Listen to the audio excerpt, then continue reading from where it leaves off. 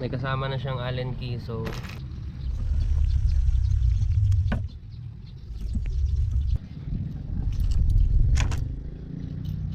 the only reason bakit bumili ako ng ganito is noon nagdi-discharge yung battery ko. Pero okay na ngayon.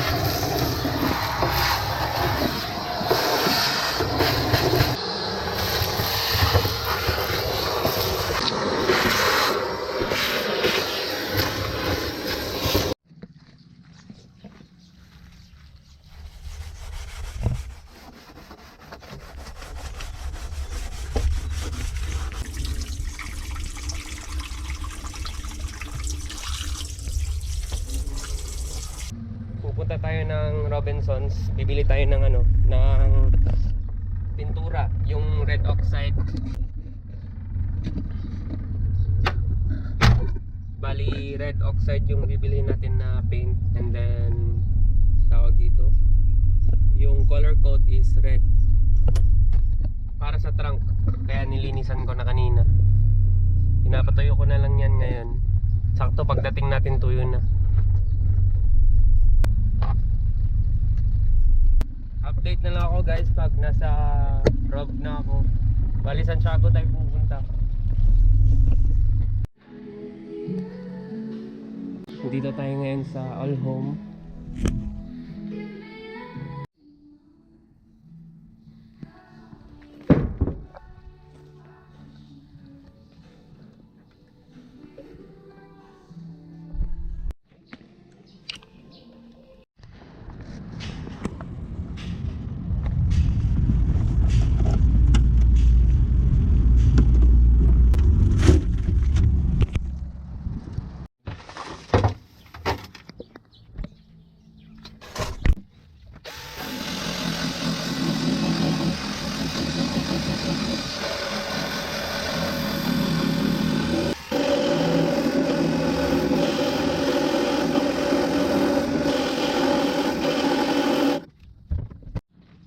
Update guys,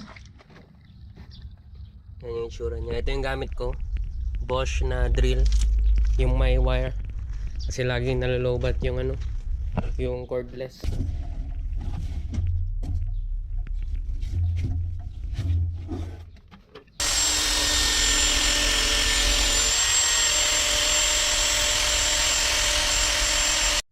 Yan guys, sinisimulan ko na. Unahin natin tong red oxide na primer.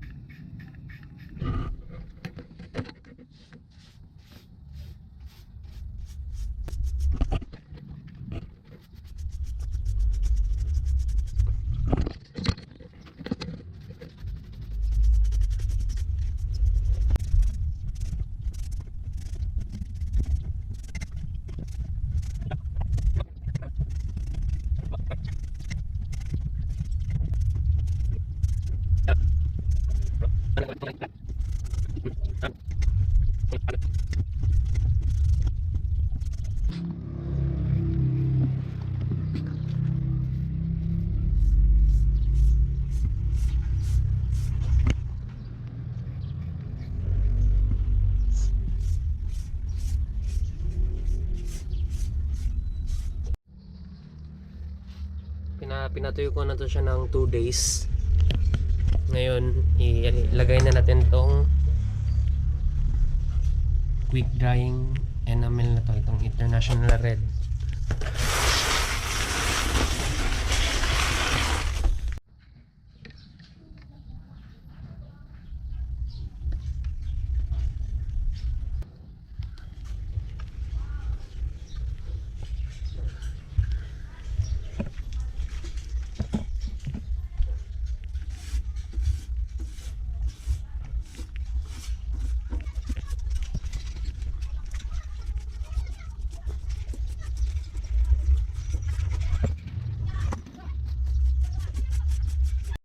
Tinanggal ko yung mga rear seats kasi pipinturahan ko tong flooring sa ilalim ng tawag dito ng rear seat. Yan.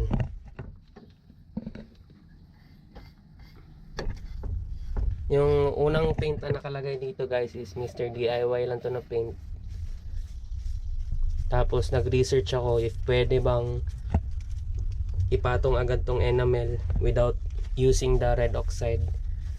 Ang sabi okay lang naman as long as na-prepare ng maayos yung metal before ko pininturahan ng Mr. DIY na paint.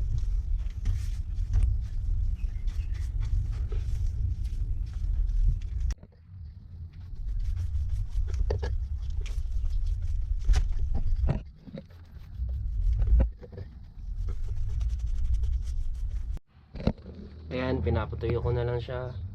Itong part na yan, hindi ko pa kasi nalinisan. Siguro bukas na lang yan. Pero ito, yan yung itsura niya ngayon. Tapos yung sa rear, yan.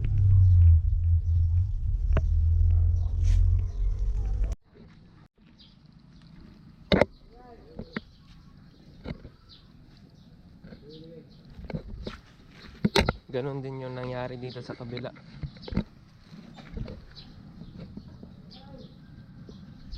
Sumasabit. Kaya bibili tayo ng new tires.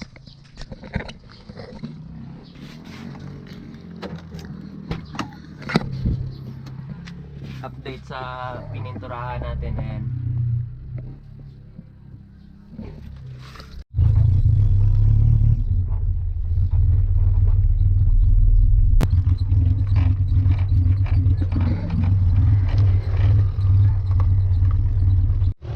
So andito ako ngayon guys. Ayan, problema ni bossing, ayaw pumasok yung jack. Ano masasabi mo boss? Hindi pumasok. Lagyan na lang natin nga ng kahoy. Tapos para mapasok mo yung jack. Bali dalawang gulong yung papapalitan ko guys. Kasi yung kabila, same scenario din, nahati din siya. Bali dito na part, tumatama siya dun sa parang dun sa chassis, basta makikita nyo mamaya. Ayan, naglagay kami ng ganyan para maano. Tatas yan, tatas yan.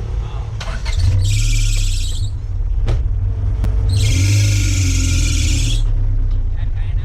Atras pati. Huwag pa ako ng isa.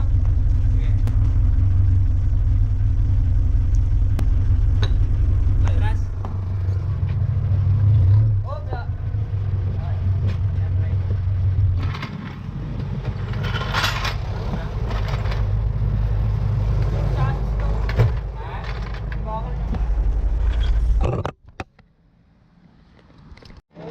Nakalay na to?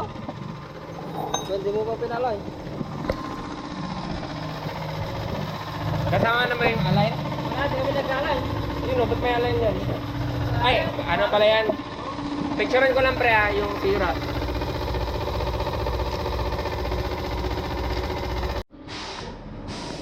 Kunin natin yung ano, papatesting ko muna anong itsura pag mag 55 ako. Parang gusto kong mag 55 eh. Saan na yan? Yun.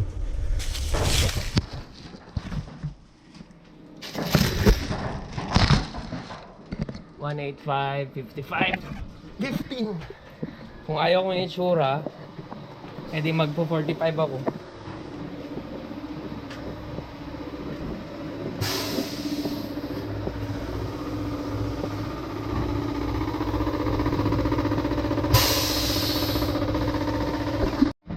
Ito yung 55 guys, 185, 55. Lalagay namin, gusto ko lang makita kung ano yung itsura. Kung ayaw ko, edi yung 195, 45 tayo.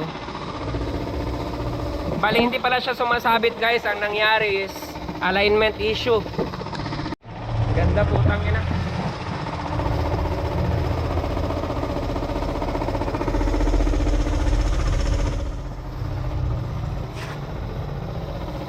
Sayad siya no?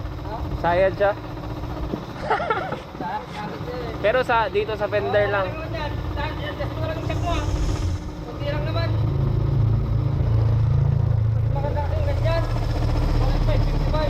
Kaya nga.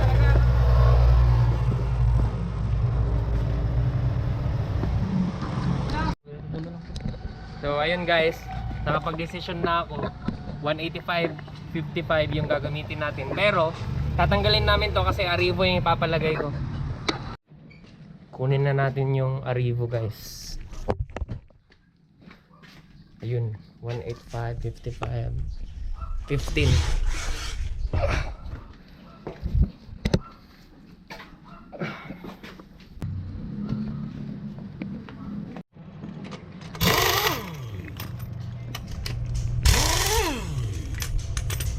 May isa pa. Oh, di ba? Ganun pa din yung problema. Hindi kasi nakalaan. Balik mo na lang. Picturean ko nga. Wait lang pre ha. Picturean ko lang.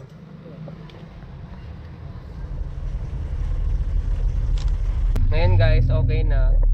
Papa-align na lang tayo. Dito tayo sa Motec.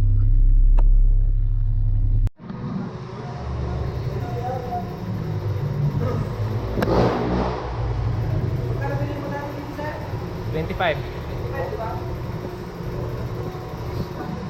So pre, oh, bago kasi yung gulong, tapos yung dalawang gulong sa harap, yung sira is nasa sa loob.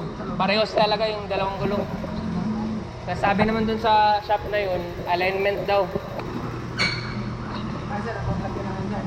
Oo.